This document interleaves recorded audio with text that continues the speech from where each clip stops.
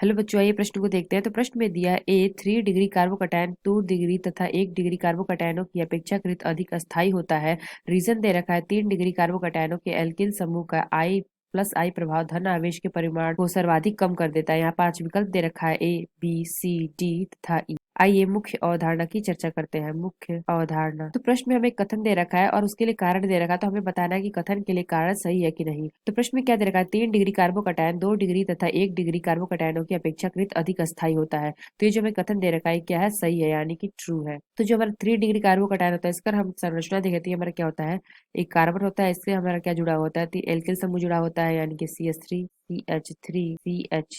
तो ये हमारा क्या है, ये हमारा है 3 डिग्री कार्बोकैटायन, यानी कि कार्बन से 3 एल्किल समूह जुड़ा होता है। अगर 2 डिग्री की बात करें तो यानी कि हमारा कार्बन से 2 एल्किल समूह जुड़ा होता है, यानी कि CH3 और यहाँ पे हमारा हाइड्रोजन। तो ये हमारा क्या होगा, 2 डिग्री। अगर 1 डिग्री की बात करें तो कार्बन से हमारा क्या जुड़ा होता है, एक एल्किल समूह जुड़ा होता है, यानी कि CH3 और यहाँ हाइड्रोजन और एक हाइड्रोजन यहाँ। तो जो हमारा 3 डिग्री होता है वो अधिक अस्थायी होता है 2 डिग्री और 1 डिग्री से, यानी कि अगर इसका क्रम देखें तो ये हमारा हो जाएगा। तो ये हमारा है 3 डिग्री, 2 डिग्री, 1 डिग्री, यानी कि जो हमारा 3 डिग्री है ये हमारा क्या है, अधिक अस्थायी होता है, अधिक अस्थायी। तो हम कह सकते हैं जो हमारा पहला कथन दे रखा है वो सही है। इसके लिए कारण देखें तो 3 डिग्री कार्बोकैटायन के एल्किल समूह का +I प्रभाव धनावेश के परिमाण को सर्वाधिक कम कर देता है। तो ये जो हमारा 3 डिग्री है, इसमें अगर हम देखें तो हमारा धनावेश +I प्रभाव क्या करता है, धनावेश के परिमाण को सर्वाधिक कम कर देता है। इसलिए हमारा क्या होता है, जो हमारा 3 डिग्री है ये क्या है, अधिक अस्थायी होता है। तो जो कारण दे रखा है ये भी हमारा क्या है, सही है, यानी कि ट्रू है।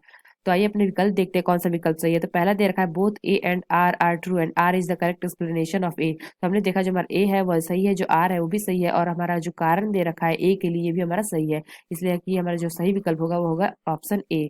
आशा करते हैं आपको समझ में आया होगा। धन्यवाद।